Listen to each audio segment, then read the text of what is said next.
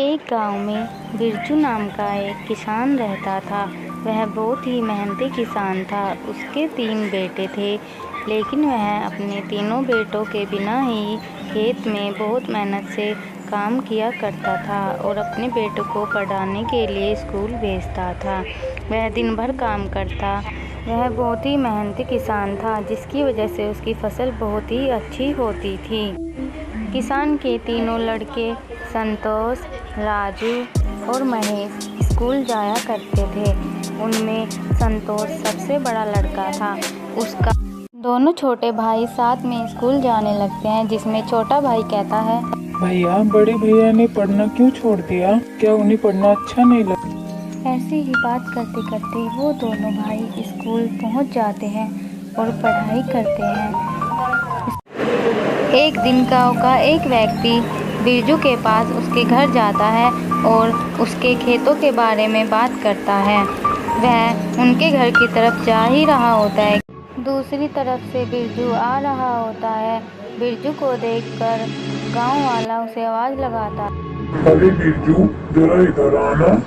बिरजू उसके पास जाता है तो वह कहता है, अरे बिरजू, तुम आजकल खेतों में क्यों नहीं?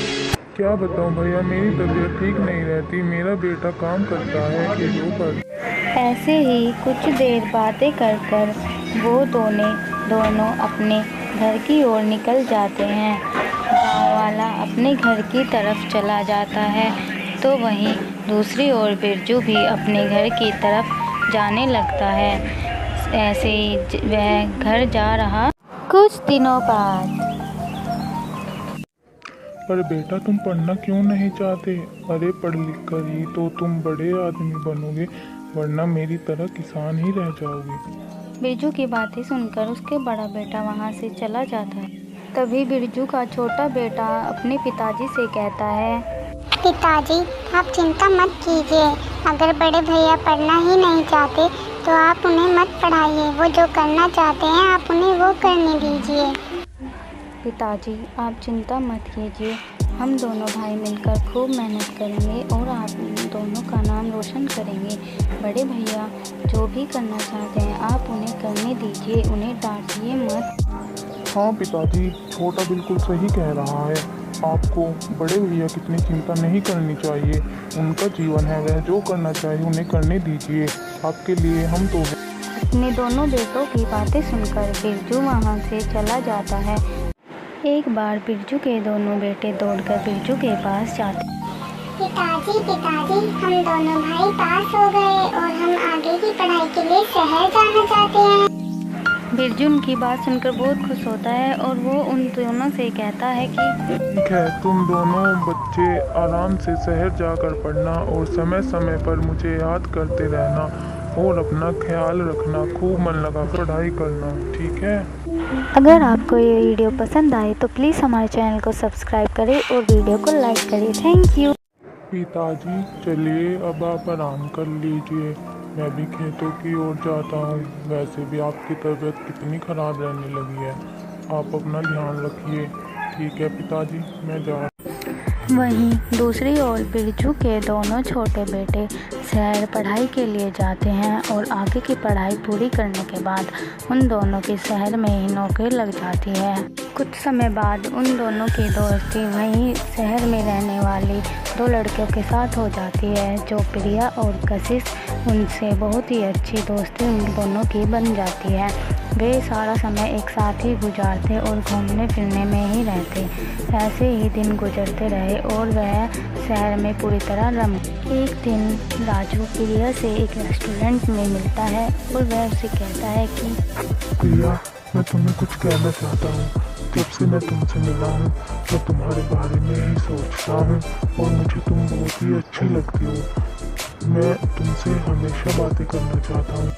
इतना कहकर राजू अपने घुटनों पर बैठ जाता है और प्रिया से कहता है, प्रिया, मैं तुम्हें बहुत ज़्यादा पसंद करता हूँ और मैं तुम्हारे साथ ही ज़िंदगी बिताना चाहता हूँ। मैं तुमसे शादी करना चाहता हूँ, क्या तुम मुझसे शादी करोगे प्रिया? वहीं दूसरी ओर महेश भी कशिश को प्रपोज करने लगता है और उससे कहता है, कशिश, मैं भी तुम्हें बहुत ज़्यादा पसंद करता हूँ और मैं तुमसे शादी करना चाहता हूँ। अगर तुम मुझसे शादी करना चाहती हो अपने जवाब में हाँ कहना। उसके बाद प्रिया राजू को जवाब देते हुए कहती है कि राजू, हाँ राजू, मैं भी तुम्हें पसंद करती हूँ और मैं भी तुमसे शादी करना चाहती हूँ। वहीं दूसरी ओर कशिश भी महेश को शादी के लिए हाँ कर देती है। उसके बाद वे रेस्टोरेंट से चले जाते हैं। दूसरी तरफ संतोष की पत्नी पार्वती बिरजू का पूरी तरह ख्याल रखती है। लीजिए पिताजी, चाय पी लीजिए। अब आपकी तबीयत कैसी है? दूसरी तरफ शहर में वे सब शादी कर लेते हैं और शहर के ही एक रेस्टोरेंट में वे सब मिलकर पार्टी करते हैं। कुछ दिन बाद, देखो अब हमारी शादी हो चुकी है तो अच्छा होगा कि तुम अपने गांव जाकर अपनी ज़मीन अपने नाम करवा लो और हमें हमारा हिस्सा मिलना चाहिए। हमने तुमसे शादी किया, अब हम एक साथ रहते हैं तो अपने पिताजी से अपना हिस्सा लेकर आना, ठीक है? इस बात पर कशिश भी कहती है, हाँ हाँ प्रिया ठीक कह रही है, तुम दोनों समझ गए ना। सुनिए जी, देखिए ना पिताजी पता नहीं सुबह सुबह कहाँ चले गए, मैंने सारे घर में देख लिया।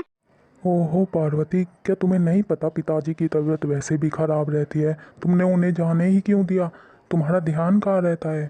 इतना सुनकर पार्वती वहाँ से जाने लगती है। दूसरी तरफ बिरजू वकील बाबू के घर जाने लगता है कागजात के लिए।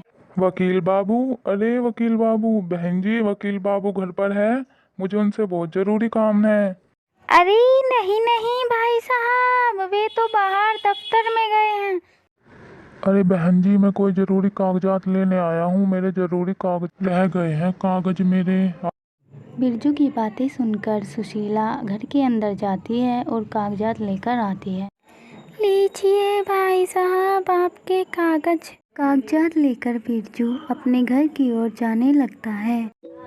मेहनती किसान के आगे की कहानी।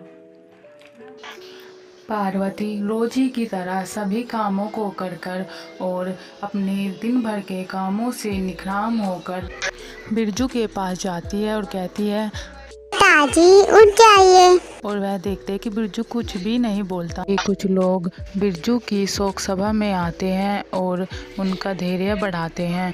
वहीं दूसरी तरफ राजू को पता चलता है और वो महेश के पास जाता है। भैया गांव से बड़े भैया का फोन आया था, पिताजी अब इस दुनिया में नहीं रहे।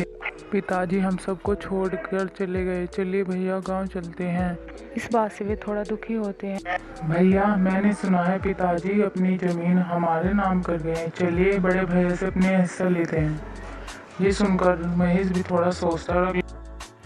भैया हम जानते हैं कि भैया अब पिताजी नहीं रहे, हम ये जानते हैं और हम ये भी जानते हैं कि वे कुछ ज़मीन आपने के और हमारे नाम कर गए हैं।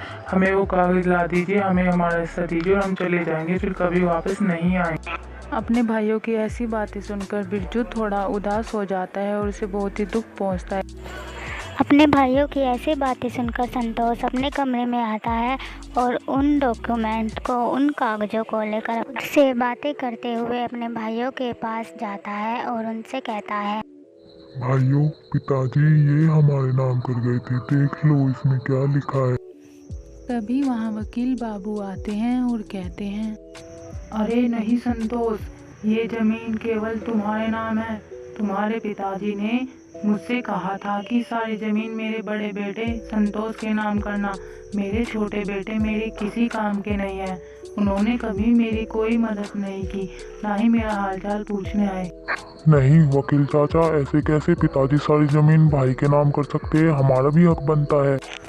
नहीं महेश बेटा, ये कागजी कानूनी कार्रवाई है, इन पर केवल संतोष का हक है। यदि संतोष चाहे तो वो तुम्हारे नाम कर सकता है। उसके बाद महेश, पिताजी अब इस दुनिया में नहीं रहे, ये हम जानते हैं और उनकी वसीयत हम तीनों के ही नाम होंगी। मैं सारी ज़मीन तुम्हारे नाम कर दूंगा, मुझे कुछ नहीं चाहिए, मैं उनकी सेवा कर सका, मेरे लिए यही बहुत है। अपने भाई की ऐसी बातें सुनकर वो दोनों भाई संतोष के कदमों में बैठ जाते हैं और उससे माफ़ी मांगते हुए कहते हैं कि हमें माफ़ कर दीजिए, हम नहीं समझ पाए कि आपने पिताजी की कितनी सेवा की। आपको फिर भी ज़मीन का थोड़ा भी लालच नहीं, आपने सारी ज़मीन हमें दे दी। हम माफ़ कर दीजिए भैया, हमें माफ़ कर दीजिए। इतना सब कहने के बाद वो दोनों भाई रोने लगते हैं और बिरजू ने समझाते हुए कहता है, पिताजी चाहते थे कि हम तीनों भाई एक साथ मिलकर रहे और मैं भी यही चाहता हूँ कि हम सब मिलकर रहे। उसके बाद वो सब खुशी खुशी एक साथ रहने लगते हैं और बहुत ही खुश रहते हैं। तो दोस्तों, हमें इस कहानी से शिक्षा मिलती है कि हमें सदा अपने माता पिता की सेवा करनी चाहिए, उनकी बातें माननी चाहिए और उनको हमेशा प्यार से रखना चाहिए। अगर आपको ये कहानी पसंद आई हो तो इस कहानी को लाइक करें और हमारे चैनल को सब्सक्राइब करना ना भूलें। हम आगे भी ऐसी कहानी लाते रहेंगे। Thank you.